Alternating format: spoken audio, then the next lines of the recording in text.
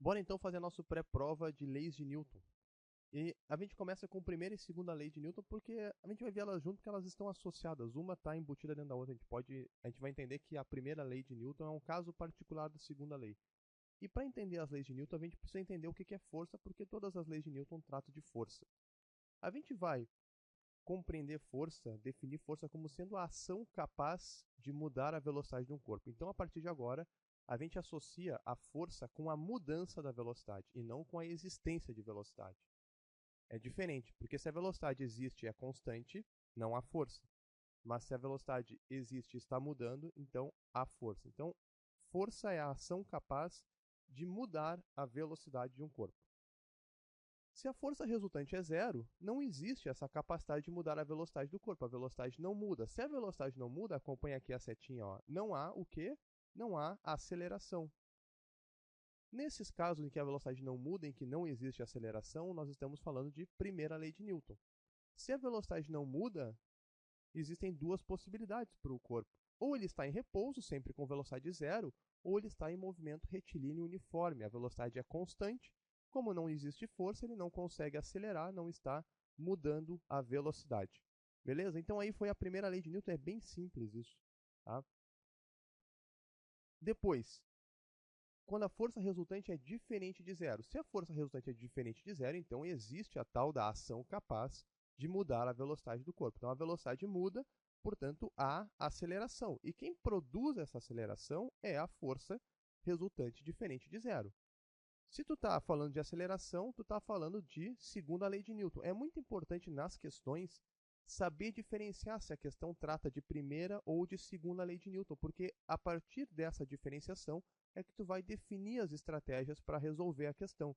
Então, o primeiro passo nas questões de leis de Newton é definir. Tu está tratando de um caso de primeira lei de Newton, repouso MRU, ou tu está tratando de um caso de segunda lei de Newton com aceleração? E para ver isso, basta ver se a força resultante é zero ou diferente de zero. Continuando aqui na segunda lei de Newton, se há aceleração, a segunda lei de Newton trata da relação entre a aceleração, a força e a massa. Aqui estão as proporções, olha só. A aceleração é diretamente proporcional à força. Quanto maior for a força resultante, mais aceleração ela vai produzir. E a aceleração é inversamente proporcional à massa. Aplicando a mesma força em objetos de massas diferentes, o objeto de menor massa vai acelerar mais. Então, menos massa, mais aceleração para a mesma força. Juntando essas proporções, a gente chega aqui que a aceleração é a força dividida pela massa. Ou então, como Newton mesmo enunciou, a segunda lei de Newton é força resultante igual a massa vezes aceleração. E daí nasce a unidade de força, o quilograma da massa, o metro por segundo ao quadrado da aceleração, quilograma vezes metro por segundo ao quadrado, é o Newton, é a famosa unidade de força.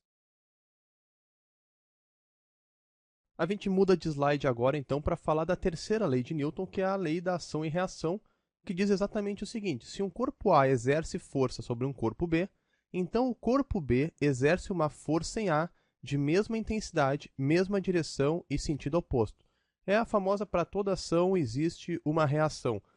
Como, numa questão, identificar se duas forças formam o par ação e reação, se uma é reação da outra? O par ação e reação ele tem que obedecer a uma série de características. Basta ele não obedecer a uma delas, que já não é par ação e reação. Quais são as características? Quais são as exigências para que duas forças formem par ação e reação? Eu vou discutir essas características a partir desse exemplo aqui, que tem um carro A colidindo com um carro B, sendo que a massa do carro A é menor que a massa do carro B. A primeira característica, que já está no enunciado da terceira lei, é que as forças têm mesma intensidade, elas têm mesmo módulo. Embora as massas dos veículos sejam diferentes, isso não interfere. A força que o veículo A faz no veículo B é igual à força que o veículo B faz no veículo A. As forças são iguais e nenhuma outra condição vai mudar essa característica. O par ação e reação sempre tem mesma intensidade, independe de qualquer outra situação.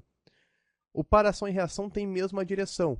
Como a gente vê aqui no exemplo, as duas forças estão na direção horizontal, e isso sempre vai ser. Se as duas forças forem verticais, o par ação e reação vai ser vertical também.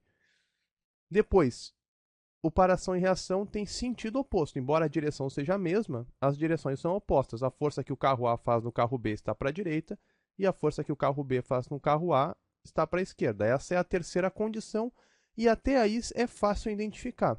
O problema na questão, e geralmente é onde tu vai ser pego para errar, é a partir da quarta condição, que é uma das condições que realmente define, é a quarta, que o para ação e reação, as forças atuam em corpos diferentes. A gente pode ver aqui, ó, que a força que o carro A faz no B, ela atua no carro B. E a força que o carro B faz no carro A atua no carro A. As forças atuam em corpos diferentes e por isso não podem se cancelar. Isso é um conceito importante. O para ação e reação não se cancela justamente porque atua em corpos diferentes. Isso é importante lembrar também. Aí outras características mais específicas, que nem sempre aparecem nas questões, mas é bom saber, é que o para ação e reação têm mesma natureza. No caso do exemplo, as duas forças aqui na colisão dos veículos são forças de contato. Se a ação for uma força elétrica, a reação vai ser uma força elétrica. Se a ação for uma força gravitacional, a reação vai ser gravitacional e assim por diante. E a última condição é que o para ação e reação é simultâneo. Surge a ação, no mesmo momento surge a reação. Se extingue a ação, no mesmo momento se extingue a reação. Não existe uma diferença de tempo. As duas forças nascem e morrem ao mesmo tempo. Beleza? De leis de Newton era isso. Qualquer dúvida, coloca aí nos comentários que a gente te ajuda. Era isso.